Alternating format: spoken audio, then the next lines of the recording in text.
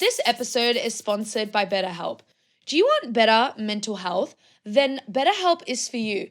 It is affordable, accessible, and most importantly, personalized online therapy. There is a special offer to the Lucy Pod listeners. You can get 10% off your first month of professional therapy at betterhelp.com/thelucypod. That's better, HELP.com/thelucypod. Thanks again to BetterHelp for sponsoring this episode. Please remember that the Lucy Pod is not a replacement for professional medical advice.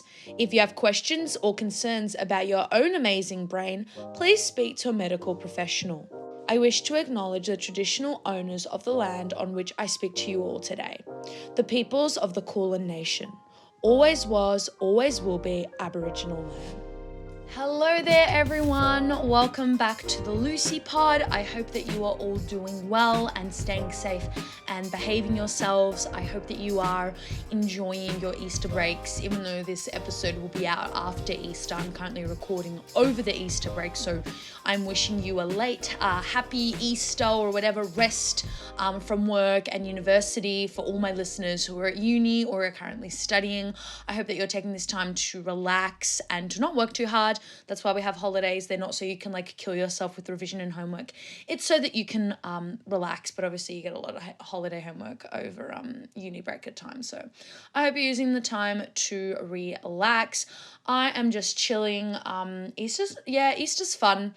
It used to be fun when I was a kid, but now it's just more of I get to eat a lot, with family, which I think is the best part. I also hope that you guys enjoyed the 3-part interview that I did with my friend Claire, all about OCD and ADHD. She's a fantastic guest. And fun fact, assuming all goes to plan and it works out, there will actually be another episode that I do with dear Lois and lovely Claire together, but I won't tell you about the topic. So tune in for that. That will be coming out eventually soon. I don't know. A rough ballpark. It will be coming out soon. What's been going on in my life? I have a bit of sad news. Some people already know this. I recently had to put down my childhood dog, Lily, Lily Chocolat. That was her full name. She was a chocolate lab. I had to put her down, if we're recording as of today, last week on Friday, the 8th of April. I got her when I was 6 or 7, so I've had her about 15 years.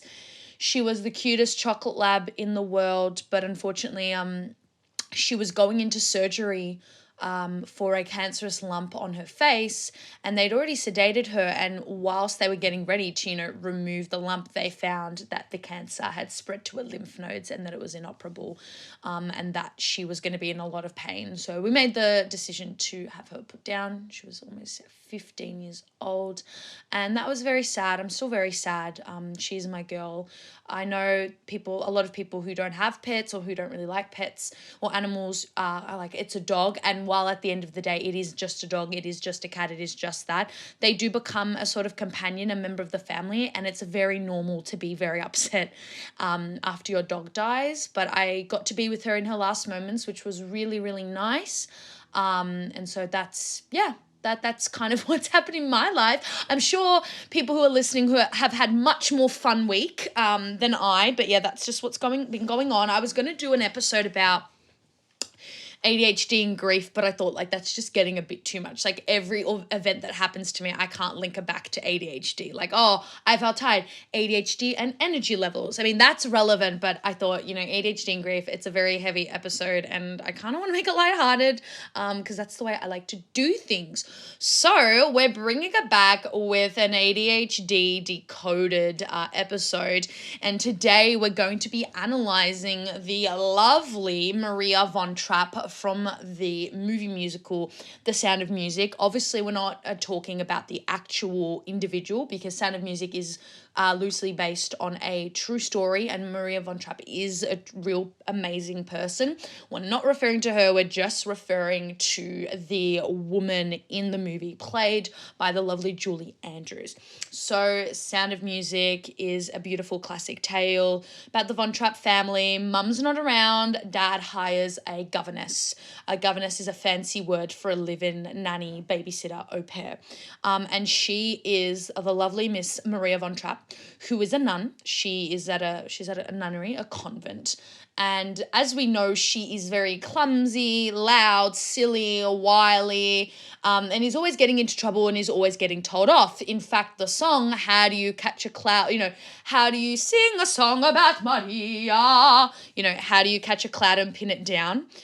Basically saying, like, how do you calm someone down like Maria? So Maria is the perfect example, for me, in my opinion, of a woman with hyperactive type ADD, ADHD, that's kind of ignored because we kind of view boys as being hyperactive with ADHD. Like, we never have, like, girls, it's if they're ADHD at all, because girls don't, get ADHD, they don't get diagnosed with ADHD. But if by any chance, we recognize that girls are ADHD, we always say, oh, well, she's more of the inactive type, because we kind of like assign the hyperactive type to boys, because boys naturally, societally, are expected to be exuberant, boisterous, and loud. So Maria's kind of like the exception in all of this. She is, super exuberant. She's always late. She isn't suited to the life of a nun. So I think that's a really interesting thing that they did there. I don't know if they did on purpose, but like going off of the movie and going off of traditional aspects of what you think of as a convent. And I'm not making a judgment, but, a convent, it's somewhere, a place where one is in deep reflection. You are quiet. You are, poised. You are proper. You are well behaved.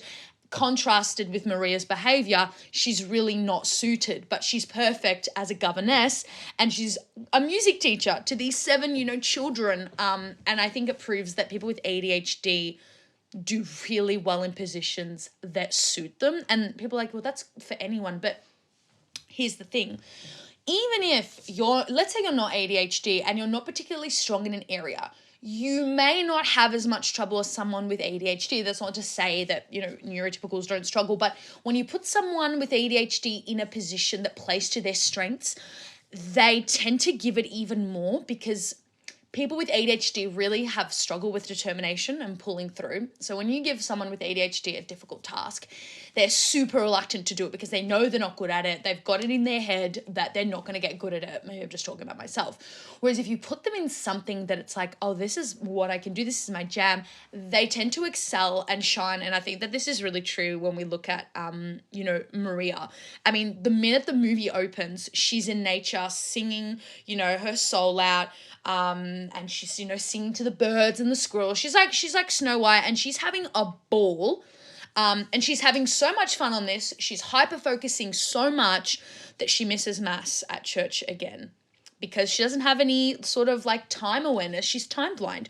So while she's having fun with the squirrels, being a Disney princess, mass is happening because she forgot.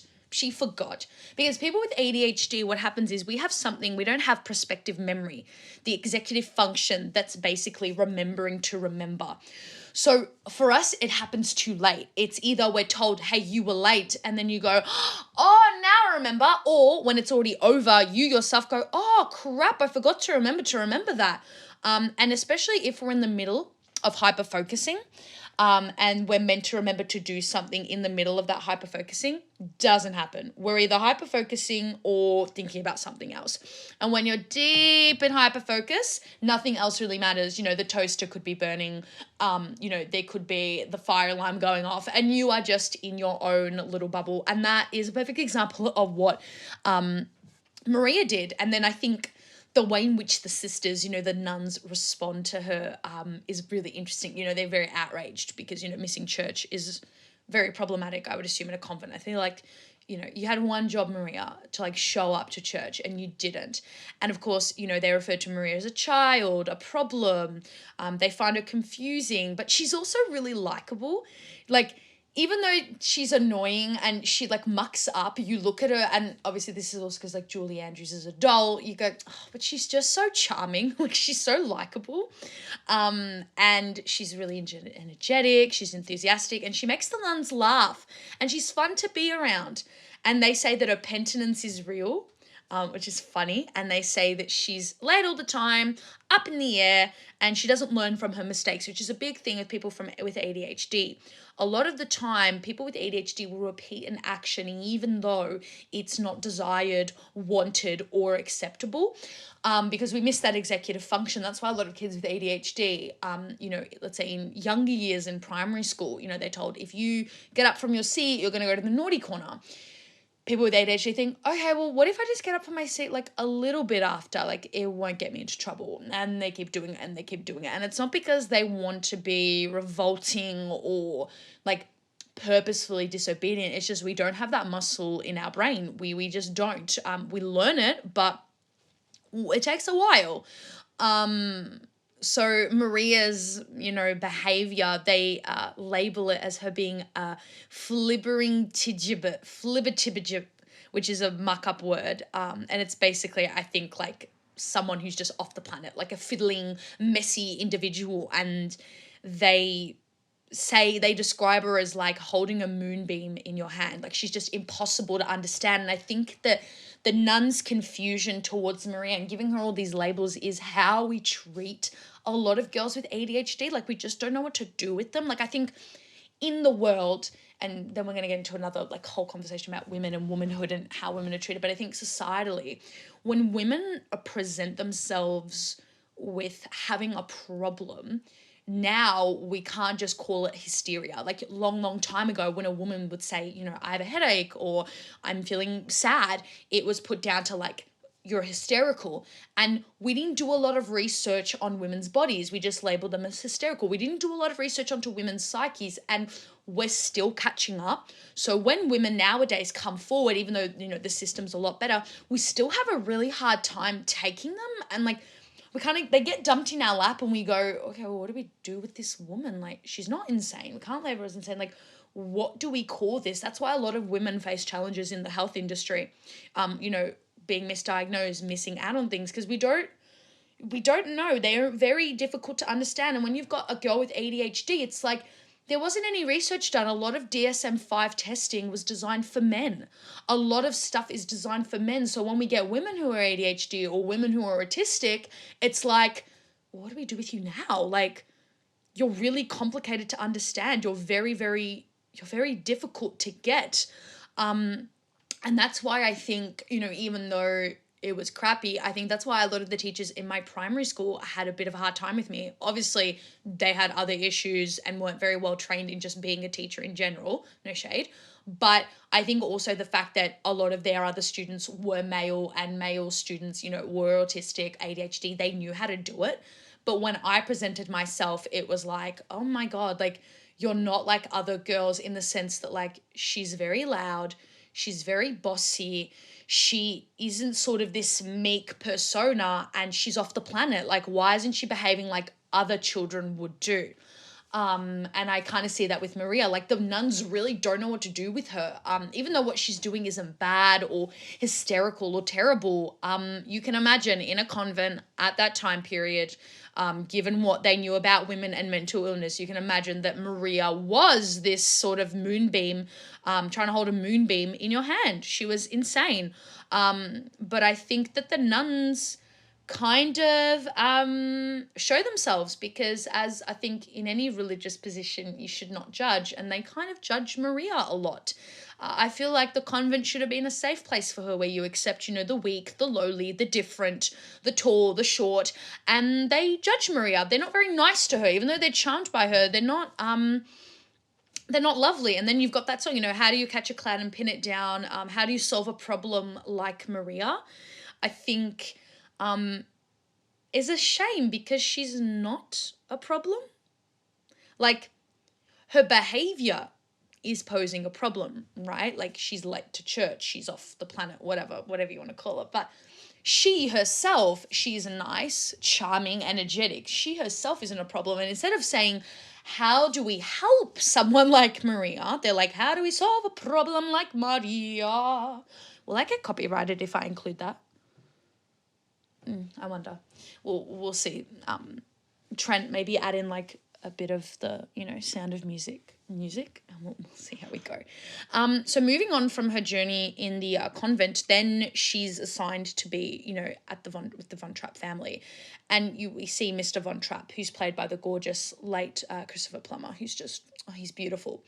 You see he's this very, he's a widow, so obviously he's sad, but he's this very sort of stern, cold man, and Maria kind of bursts in. A lot of people with ADHD do that. Like, we know how to read the room, but we don't care. So we'll burst into a room and it's like, hello! And there's no such thing as like, an inside voice or, reading people's facial expressions and going, hey, they're not interested in listening to that. So she kind of bursts in. She's this ray of sunshine and, she's greeted by all these children and she's charmed by them. She really kind of falls in love with these kids. And I want to say something. I don't know if this is true for other people with ADHD, but for me, I really adore children. I really do. I think they're fantastic and I want to have them on my own. I love tutoring kids. I love babysitting children. Well, obviously if they're babies. And I find that I don't relate to children. I don't think I could be mates with a kid. I think that that's weird. But I relate to children and they're sort of I don't want to sound like a wanker, but joie de vivre. Kids are so fun and they kind of match your ADHD level. So you know how some people would get bored of playing with a kid, playing a make-believe game, they're over it, an adult, person my age, be like, okay, it's cute, but I don't want to play Barbies. For me, I love doing all of that energetic, fun stuff. I find it very enjoyable. So I get along well with children because they're not judging me. I'm not judging them for being off the planet. We kind of we vibe. So she immediately is drawn to these kids, that she's charmed by them. You've got the little gorgeous one with her cheeks. She really takes to these kids. And she sees that she has no experience in being a governess. She doesn't know what to do. But being a girl with ADHD, she improvises. So what can we do to make things fun? Well, I'm going to teach you how to sing. I don't know how to put you to sleep after thunderstorms. I'm not trained in that. I'm going to sing a song for you. We're going to be musical. We're going to be creative. Let's go out on the boat. Oh my God, we fell in. Instead of finding another boring solution going home, let's make your clothes out of drapes. You see that ingenuity, that improvisation. It's just nice and fun. A lot of people are thinking you're just pinning ADHD on characters who are likable. And maybe that is the case, but I feel just Maria is a really big example of a creative ADHD gal. And just seeing her interact with the children and just the musicality kind of brings me to the angle of, relating to Maria. How does creativity and how do the arts help people with ADHD? So obviously people with ADHD can strive in any domain. They can strive in, the political, scientific, creative, trade, physical, whatever. We can really do anything. However, art, in the arts, which can be, from writing, reading, singing, it can be anything. We really do excel in that area. And I think that's why art therapy and music is used for a lot of people as a form of treatment and assistance, because art is very, very amazing. And very healing. And I know that sounds wanky, but it's an outlet for a lot of people. So you can imagine for people with ADHD who aren't necessarily very well understood, who struggle with conventional methods, art is a way for them to express themselves. So I did a bit of research and I found some of the main talking points about ADHD and creativity is that people with ADHD, we tend to be distracted, okay? Unless we're hyper-focused. And studies actually suggest a possible benefit to this. So kids with ADHD who have trouble tuning out other things in their environment may find all those elements combine into interesting ways, and that can lead into ideas. And researchers in one study, they asked a group of college students with and without ADHD about how they prefer to approach problems. And those with ADHD were more likely to enjoy coming up with new ideas. And those without ADHD were even more likely to enjoy using or developing existing ideas. So that's the idea of ingenuity. So Maria, if we replaced Maria with a neurotypical, like, she probably wouldn't have sung them that song. She probably would have written them a story, or like gone and asked Mr. Von Trapp, like, what do you do to get them to bed? Where Maria's like, let's come up with a new thing. Let me sing them a story. Let me sing them a song instead of telling them a story. This other study also found that students with ADHD also performed better in certain subject areas than those without it. And that included like the arts, creative writing, science, discovery, and architecture, which is, I think, very pertinent. And then when we get into like the ADHD in the arts, there's a lot of actors, musicians, and other types of artists with ADHD. You've got will.i.am, the founder of Black Eyed Peas. Who else have you got? I think Emma Watson's ADHD. She came forward and like said she takes Ritalin. Who else? Justin Timberlake. Who's that other bloke who's like on American Idol or something? He's ADHD. You've got just a lot of individuals. How terrible. I can't like name them at the top of my head, but they're really far, like, we don't hear about it. Like, you hear more about celebrity scandals than like Emma Watson talking about her experience being ADHD. But I think the thing that needs to be said when talking about ADHD in the arts and how we excel, having talent and art, and having artistic success aren't the same thing. Like, I'm not saying that because you're ADHD, you're going to become like will.i.am or anything. And there's no research to suggest that like innate artistic abilities are tied to ADHD. But I would beg to differ. No.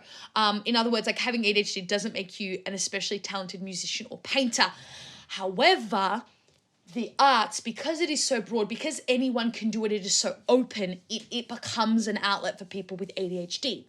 And if you happen to be ADHD and also be strong in the arts, then you win. And I think it also comes to the fact that like people with ADHD are often risk takers. We don't have that muscle in our brain that's like, should I be worried?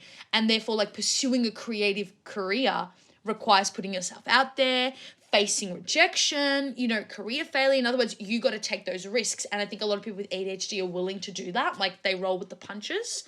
And I think the positive thing about that as well is that if you're ADHD, you hyperfixate, you hyperfocus. So you hyperfocus on things that you're interested in. So that means that you can really hone in and zero in on developing your craft. I think that's a really beautiful quality. I think I did an episode on this, the benefits and sort of disadvantages of being ADHD. And I think one of them is the intent passion for one thing, whilst it can be really detrimental when, you're meant to be studying and you're only focusing on one aspect of one subject, you're missing out on everything else. But when it comes to creative endeavors or just, leisure endeavors, just fun things, it can be really great. Like, I had a hyperfixation on singing and voice. It is one of my great joys. So I've honed that in, and I like to think I'm a pretty good singer. I did it at school, did in uni, it's something that I've been able to develop. And I think that that's really nice. And I think watching Maria, you really see her kind of come into her own. You see her as this, who started off as this, disorganized, in the clouds nun. It wasn't her thing. There's nothing wrong with being a nun, but it just wasn't for her. And then you see her just kind of vibe with these children as a governess. She's putting on puppet shows. She's creative. She's smart. She's fun.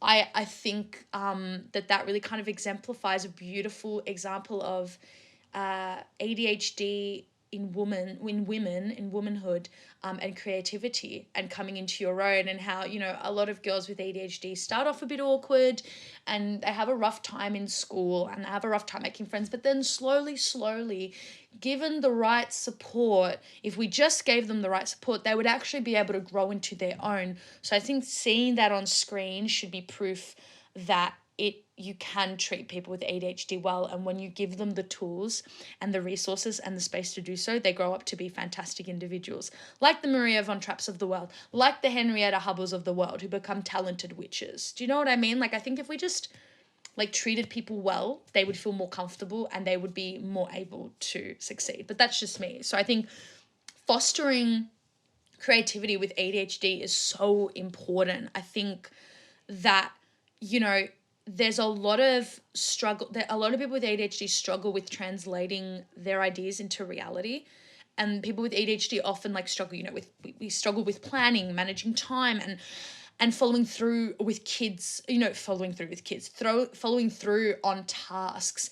And I think when you encourage people with ADHD to put this to thought, like, hey, you're having a hard time expressing this idea, why don't you write a story about it? Why don't you write it down in dot points for me? Why don't you do it as a song? Why don't you show it to me in the form of a movie? Why don't you do this? I think is so beneficial. Like, for example, kids with ADHD might be bubbling with ideas for like a short story for creative writing tasks, but they might not remember the ideas long enough to write them down.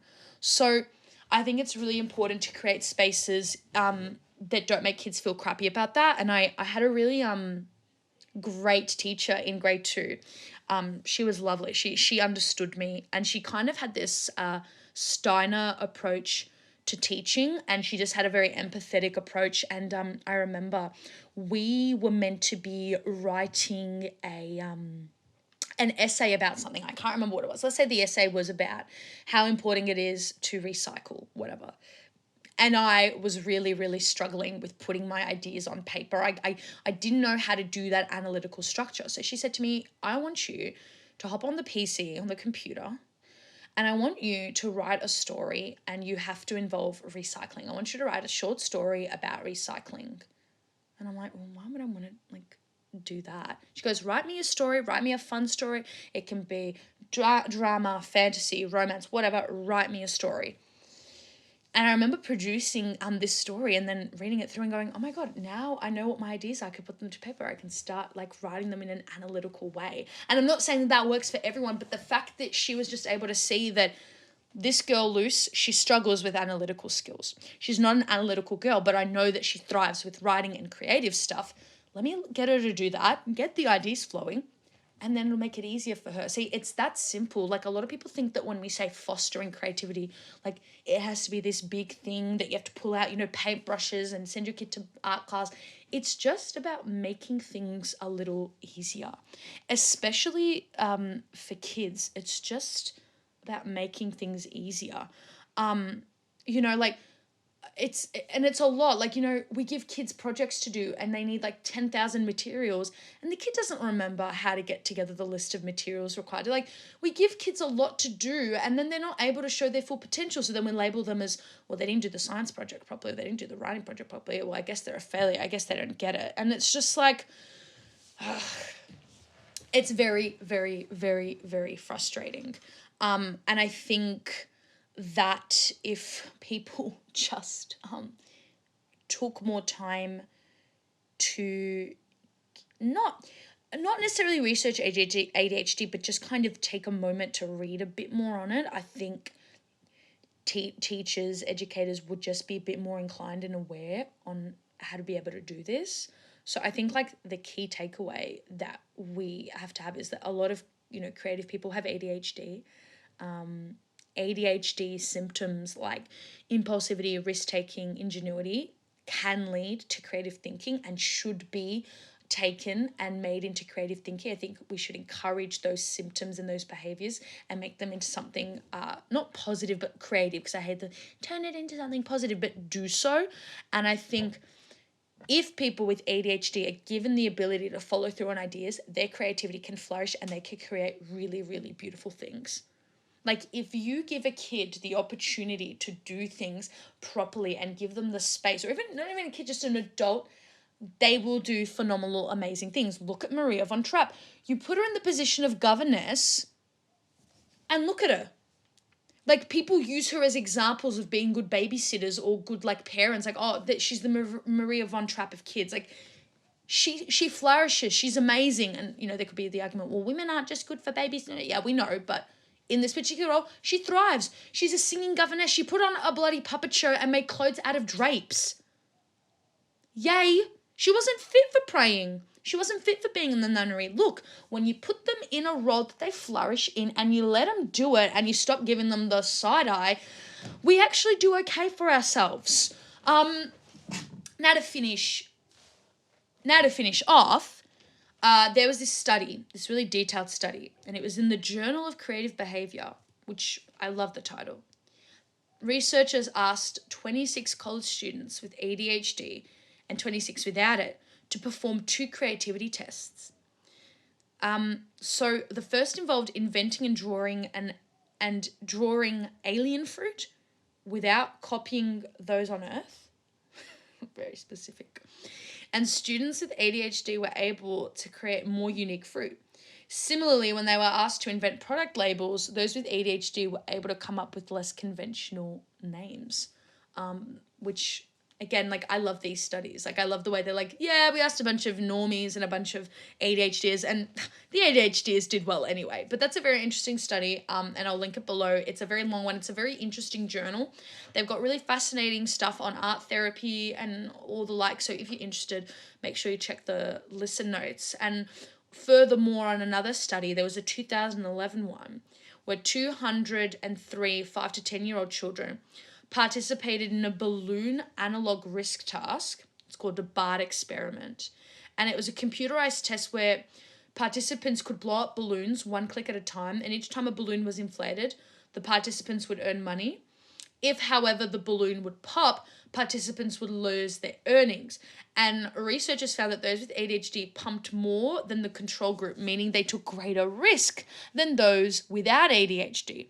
So that article, that study isn't the be all end all, but it shows that, like, people with ADHD, because we've got that risk factor, we're okay with pursuing unconventional ideas. Like, we're not too fussed if something is strange, something is bizarre. That's why I think a lot of creative people, who do music, their music isn't very conventional. It's very strange. Like, a lot of artists, they do things that are different because I think there's that impulsivity. And obviously, impulsivity can be a negative thing, but I think when it comes to in the creative world, I think it can be to, one's benefit. Like, I always try to think that Björk is ADHD just because she's so amazing, and because her music is so bizarre, I just feel like she is ADHD, but she's not. And we can't now start, like, labeling real life people as ADHD just because they are creative and because I like them.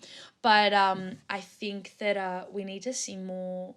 I keep saying it, we need to see more ADHD characters in media with explicit ADHD diagnoses, because it's all and well to, like, create a Maria von Trapp or to create a Henrietta Hubbard or a Bart Simpson, but I think it needs to be explored better. Like, I look at a show like Sex Education, right? And they've hit the bar on so many things, dealing with mental health, sexuality, and all of that, which I love. I love the show, but, like, there could be an ADHD character on there. I just feel as if you're able to hit all the dots, all the checkpoints on diversity in that realm, I think we can start getting into diversity with people who are ADHD and autistic. Like, very few shows deal with, like, autism and ADHD tastefully and are not walking stereotypes. And while we might love, the Sheldon Coopers of the world, or like young Sheldon or the Good Doctor, and stuff like that, or that character on Supernatural, it can be, there are aspects of it that are a bit old, a bit problematic. So it'd be really refreshing to see, like, a Maria von Trapp revamped, who's really cool. Like, we could see a really creative singing, dancing gal. I don't know. I'm just putting forth ideas. The more and more I do episodes like this, the more and more I think, what, Luce, why don't you just write your own script with an ADHD character, and you'll just be much happier. And I think that that's true. So, on that note, I want to hear your thoughts. First of all, do you think Maria von Trapp is ADHD? If so, if yes, why? If no, why? If you answered yes, do you think that she is a good or accurate representation of women with ADHD, and do you appreciate the way in which creativity is shown in it? Obviously, my answers to those questions are yes, she's ADHD. Yes, I love the representation. I think it's lovely and it brings me joy. And I think it explains why I would watch that movie on repeat and why I identified with her so much. Like, I watched her in the convent and I'm like, that's me at school. Like, that is how they are with me at school. If only I just was somewhere where it was okay to be like this, I would be so happy. And when I watched her sing, I was like, I want to do that. I want to be like Maria. I want to be, like, good at what I do and sing and be charming, and yay. That's what we want children to feel when they watch TV. We want them to identify with the characters. That's nice. And I want to leave on a note. I read something interesting.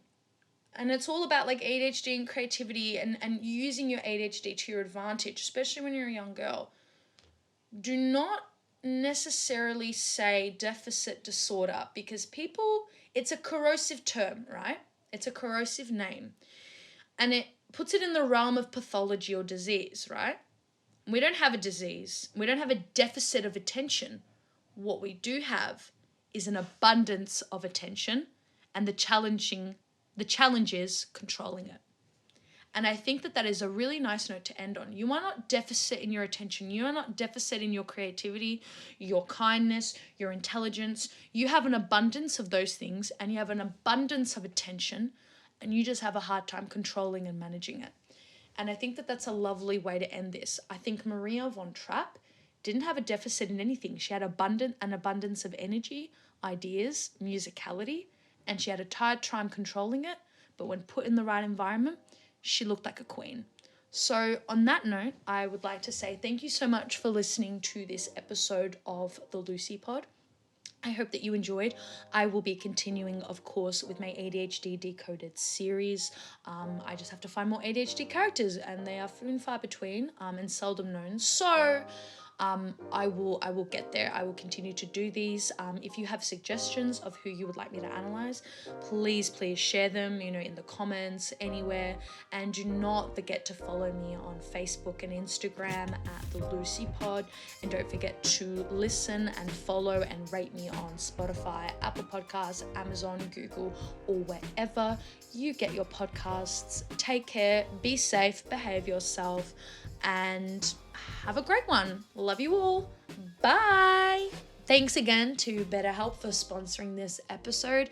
Don't forget the special offer to the Lucy Pod listeners, where you can get 10% off your first month of professional therapy at betterhelp.com/thelucypod. That's better, HELP.com/thelucypod.